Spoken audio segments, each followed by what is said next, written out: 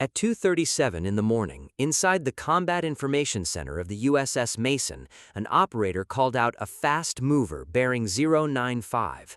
A high-speed contact had streaked from the Iranian coastline and vanished from radar in under 4 seconds.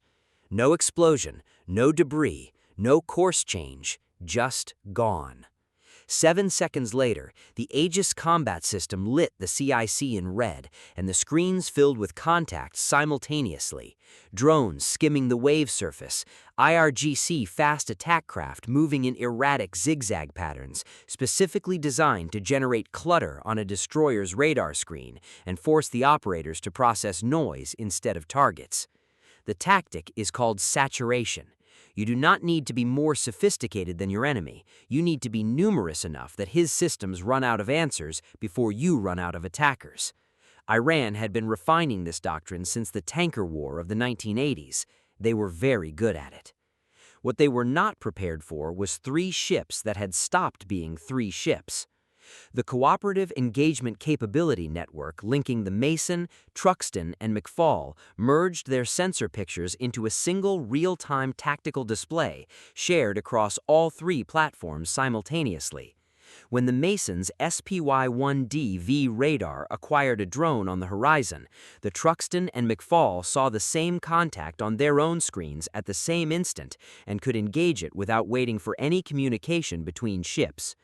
The 3 Arleigh Burke-class destroyers were operating as one distributed weapon system with 3 hulls. The IRGC's saturation logic assumed it was fighting 3 separate ships, each with its own sensor limit. It was actually fighting a single integrated sensor grid with 3 times the engagement capacity of any individual vessel. The Mason's captain made the first critical decision of the engagement. He held the SM-6. The SM-6 is the premier long-range interceptor in the surface fleet's inventory, $5.3 million per round, Mach 3.5 terminal velocity, designed for threats that nothing else can reach. Burning SM-6s against low-flying drones is like using a surgical instrument to cut firewood. The ship instead opened with ESSM, Evolved Sea Sparrow missiles, medium-range interceptors from the Mark 41 VLS, specifically designed to shred fast, low-altitude targets. The drones came in. The ESSMs went out.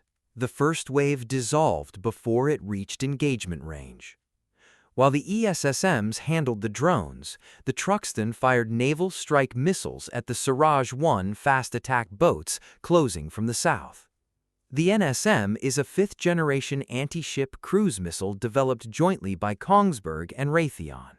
Subsonic, sea-skimming, with an imaging infrared seeker that can distinguish a warship from a civilian vessel at terminal approach. The fast boats accelerating through the darkness toward the destroyer formation ran into NSMs coming the other direction. The boats that reached firing range of the formation could be counted on one hand. Then the IRGC made the mistake that ended the engagement. To guide their second wave of anti-ship cruise missiles onto the 3 destroyers, IRGC Aerospace Force commanders needed targeting data.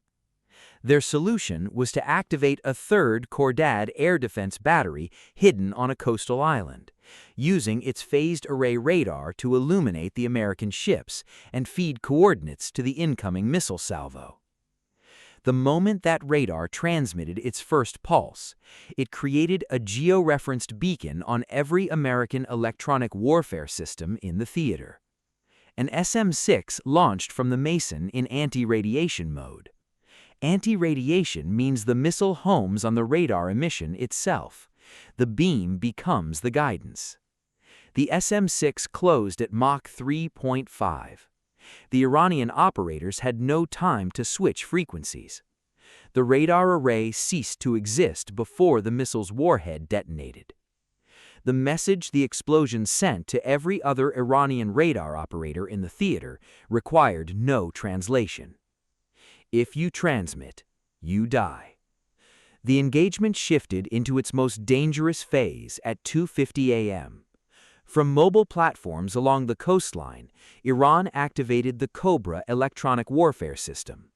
Not simple jamming, but a coordinated interference bubble designed to saturate the X and S bands that American ship radars and helicopters use for targeting. The impact was immediate. The MH-60R Seahawks from the UAE Forward Operating Base that had been providing low-altitude targeting data reported sensor-blind conditions. On the destroyer screens, the clean tactical picture that had been driving the engagement degraded into electronic noise. A low-observable suicide drone slipped through the gap the jamming created and reached the Truxtun's outer defensive layer. The ship's Phalanx CIWS, a 20mm close-in weapon system that fires 4,500 rounds per minute, shredded it at close range. The kinetic impact from the debris sent shrapnel across the Truxtun's upper structure and damaged the SPQ-9B auxiliary radar antenna. The Truxtun dropped to reduced sensor mode. For a period of minutes, one of the 3 nodes in the cooperative engagement network was degraded.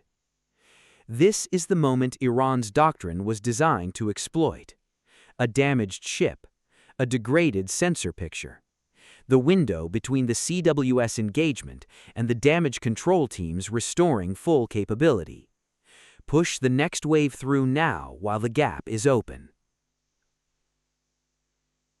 The Mason's captain authorized SeaWhip Block 3. SeaWhip Block 3 is a Northrop Grumman electronic attack system that does not jam in the traditional sense. It does not broadcast noise to overpower the enemy's signals. It intercepts the Cobra system's transmission characteristics, analyzes them, and injects false data back into the Iranian command and control network. False data that presents on Iranian radar screens as a massive American surface force bearing down on the coastline. Dozens of ghost contacts, carrier-sized returns, bearing directly for Tehran's southern approaches.